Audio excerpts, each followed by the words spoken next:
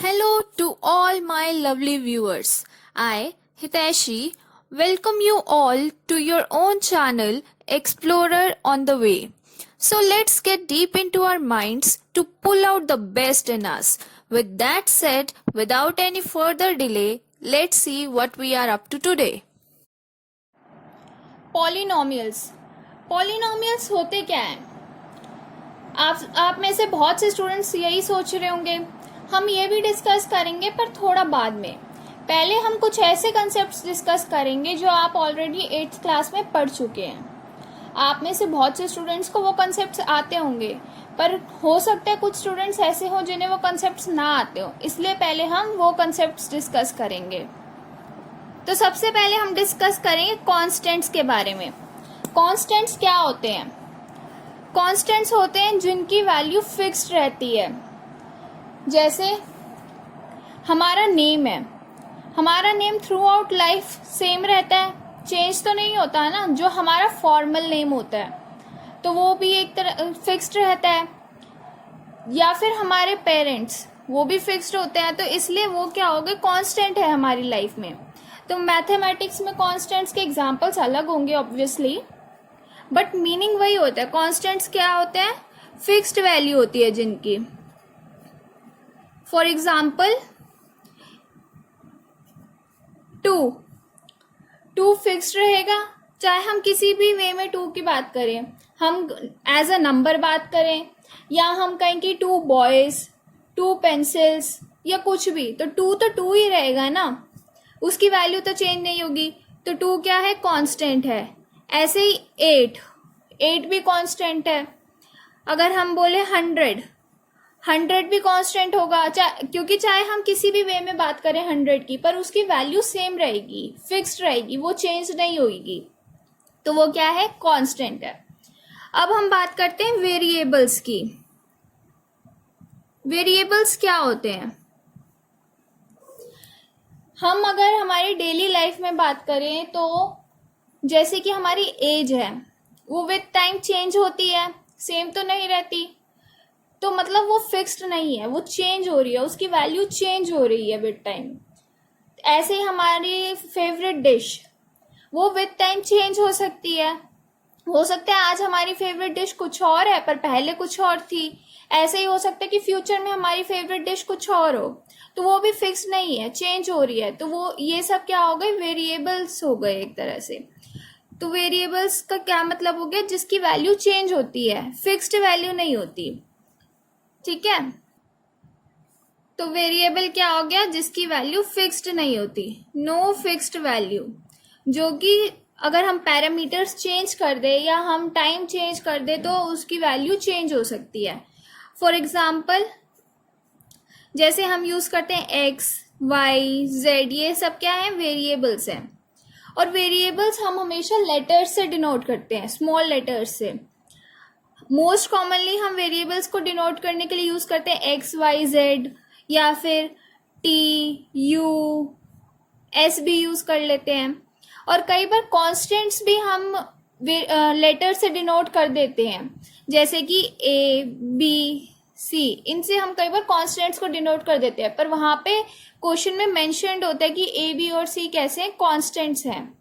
तो जनरली हम क्या बोलते हैं कि हम लेटर्स को वेरिएबल्स डिनोट करने के लिए यूज करते हैं, कॉन्स्टेंट्स नहीं। ठीक है, अब हम बात करेंगे अलजेब्रिक एक्सप्रेशंस की। अलजेब्रिक एक्सप्रेशंस,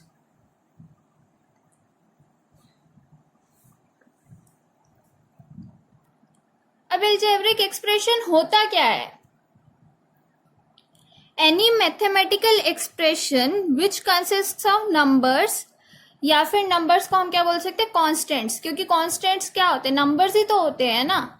नंबर्स ही ऐसे हैं जो इनकी वैल्यू फिक्स्ड रहती है, जो कभी चेंज नहीं होती, तो यहाँ पे हम नंबर्स की जगह कांस्टेंट्स भी लिख सकते हैं। Any mathematical expression which consists of constants, variables and operations is called an algebraic expression. मतलब कोई भी ऐसे मैथमेटिकल एक्सप्रेशन जिसमें क्या हो? कांस्टेंट्स हो, वेरिएबल्स हो और ऑपरेशंस हो, वो क्या होते हैं? Algebraic expression. ऑपरेशंस क्या होते हैं? ऑपरेशंस में हमारे आ जाते हैं एडिशन, सब्ट्रैक्शन, मल्टीप्लिकेशन और डिवीजन, मतलब प्लस, माइनस, मल्टीप्लाई और डिवाइड, यही होते हैं हमारे ऑपरेशंस। तो एल्जेब्रिक एक्सप्रेशंस के एग्जांपल में हम क्या दे सकते हैं? जैसे अगर मैं बोलूं 5, क्या 5 एक एल्जेब्रिक एक्सप्रेशन है? बिल्कुल है, क्योंकि 5 क्या कांस्टेंट है, वेरिएबल। हम यहाँ पे बोल सकते हैं 5 को हम कैसे लिख सकते हैं? 5 को हम अगर सपोज हमने वेरिएबल ले लिया x, तो हम ऐसे लिख सकते हैं 5 को 5 प्लस 0x, क्योंकि 0x तो 0 हो जाएगा, क्योंकि 0 को हम किसी भी नंबर से या वेरिएबल से मल्टीप्लाई करें तो आंसर तो 0 आता है। तो ये क्या हो गया? 5 हो गया। बीच में हमारा प्लस आ गया, मतलब एडिशन वाला ऑपरेशन आ गया। तो 5 क्या है? हमारा एल्जेब्रिक एक्सप्रेशन है। ऐसे ही अगर हम बोले 5 प्लस x, ये भी एक एल्जेब्रिक एक्सप्रेशन है, क्योंकि कांस्टेंट भी आ गया, वेरिएबल भी आ गया, ऑपरेशन भी आ गया।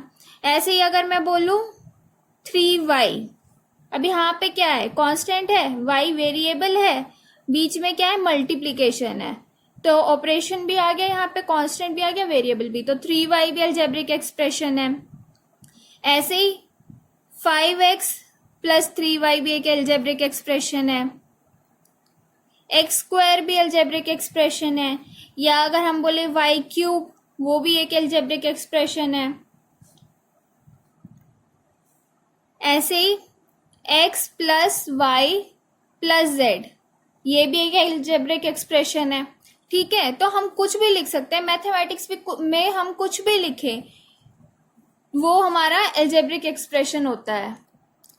ठीक है, अब एल्जेब्रिक एक्सप्रेशन में हमने देखा कि उसमें कांस्टेंट्स आते हैं, वेरिएबल्स आते हैं और ऑपरेशंस आते हैं, बट इनके अलावा एक और चीज होती है जो एल्जेब्रिक एक्सप्रेशंस में आती है, और वो होती हैं टर्म्स।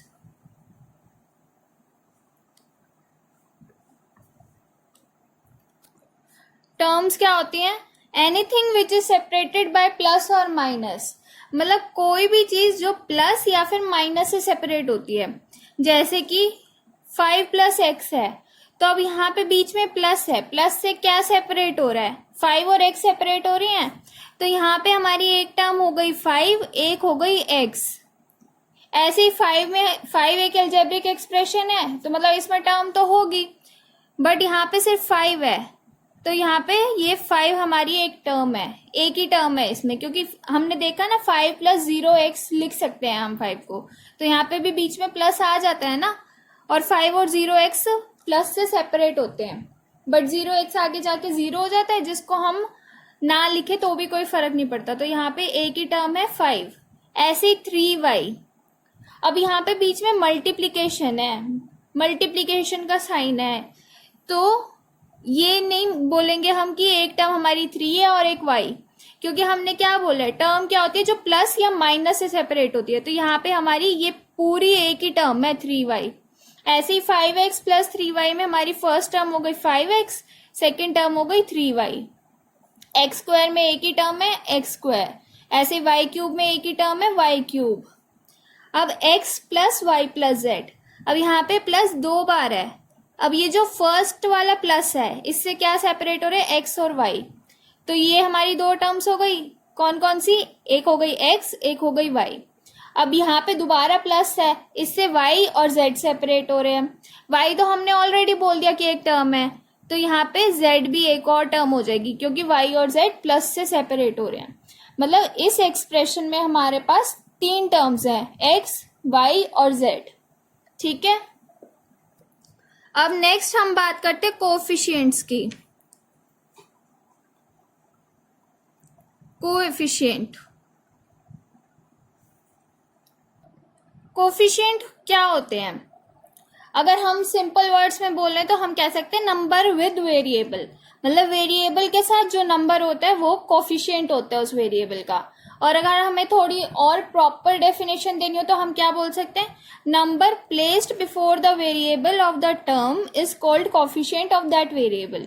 मतलब हम कोई भी टर्म लेते हैं तो उसमें जो वेरिएबल है उस वेरिएबल से पहले जो नंबर लिखा हुआ है उस नंबर को हम बोलते हैं उस वेरिएबल का कोएफिशिएंट। मतलब जैसे कि अब हम बात करते हैं 3y की, तो y यहाँ पे वेरिएबल है, इसके साथ या इससे पहले कौन सा नंबर लिखा गया है? 3, तो यहाँ पे y का कोफिशिएंट क्या हो गया 3, मतलब हम कहेंगे कि 3 is the coefficient of y। कौन सी टर्म में 3y में। ऐसे ही अगर हम बात करें 5x प्लस 3y की, तो यहाँ पे x का कोफिशिएंट क्या हो जाएगा, जो x के साथ नंबर है, कौन सा नंबर है 5, तो 5 हो गया x का कोफिशिएंट और ऐसे यहाँ पे 3 हो गया y का कोफिशिएंट। अब यहाँ पे x स्क्वायर है, मतलब x स्क्वायर से पहले या x स्क्वायर के साथ कौन सा नंबर है 1, तो x स्क्वायर का कोफिशिएंट क्या हो गया 1। ठीक है, आई होप समझ आ रहा होगा। अब अगर हम यहाँ पे एक चीज नोटिस करें तो हम बोल सकते हैं कि कोफिशिएंट वेरिएबल का एक मल्टीपल होता है। 5x बोले हम या 3y बोले, तो यहाँ पे 3 या यहाँ पे 5 क्या है, 5x का मल्टीपल हुआ ना और 3y का, तो इसलिए हम ये भी बोल सकते हैं, या आप कह सकते हैं कि हमें ये चीज पता चलती है, एक तरह से रिजल्ट हो गया ये, जो नोट में लिख सकते हैं आप।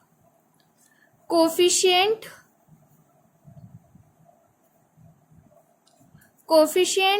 Of a variable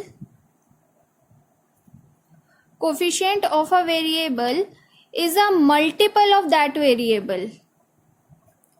Coefficient of a variable is a multiple of that variable. मतलब किसी भी वेरिएबल का कोफिशिएंट उस वेरिएबल का मल्टीपल होता है। अब नेक्स्ट हम बात करेंगे टाइप्स ऑफ एल्जेब्रिक एक्सप्रेशंस की, और ये जो टाइप्स होते हैं ये बेस्ड होते हैं नंबर ऑफ टर्म्स पे। तो सबसे पहला टाइप होता है जिसमें नंबर ऑफ टर्म्स कितने थे 1, मतलब जिसमें सिर्फ एक ही टर्म होती है, जैसे हमने बात करी थी 5 की या 3y या फिर x, तो ऐसे एल्जेब्रिक एक्सप्रेशंस को हम बोलते हैं मोनोमियल्स। अगर नंबर ऑफ टर्म्स 2 होंगी तो हम बोलेंगे बाइनोमियल, 3 टर्म्स होंगी तो हम बोलेंगे ट्राइनोमियल,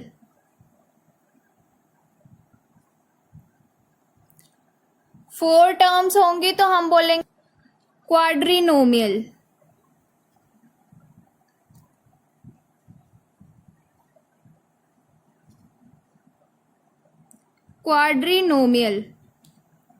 और अगर मेनी टर्म्स होंगी तो उसे हम बोलेंगे पॉलिनोमियल।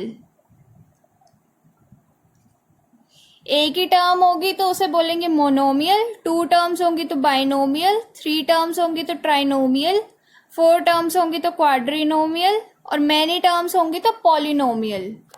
अब इसमें जो ये मियल वर्ड आ रहा है ना, ये मियल जो वर्ड है, mial stands for terms, mial stands for terms. तो अब यहाँ पे जो मोनो वर्ड है, इसमें मोनो है ना, मोनो मतलब 1, ऐसे ही बाई मतलब 2, इसमें ट्राई मतलब 3, 4 के लिए क्या हो जाएगा फिर क्वाड्री मतलब 4, और पॉलिनोमियल में जो ये पॉली वर्ड है, पॉली वर्ड का मतलब होता है मैनी, या फिर हम कह सकते हैं मल्टीपल। तो पॉली मतलब मैनी, मियल मतलब टर्म्स, तो पॉलिनोमियल मतलब मैनी टर्म्स। ऐसे मोनोमियल में मोनो मतलब 1, मियल मतलब टर्म, तो 1 टर्म। बाइनोमियल में बाय मतलब 2, मियल मतलब टर्म, तो 2 terms. Trinomial 3 terms, quadrinomial 4 terms. Thank you so much for watching this video. अगर आपको मेरी ये वीडियो पसंद आई हो तो प्लीज लाइक करें, शेयर करें और मेरे चैनल को भी सब्सक्राइब करना ना भूलें, ताकि मैं ऐसे ही आपके लिए नई नई वीडियोस लाती रहूं। एंड प्लीज कमेंट्स में अपना फीडबैक जरूर दें। सी यू नेक्स्ट टाइम।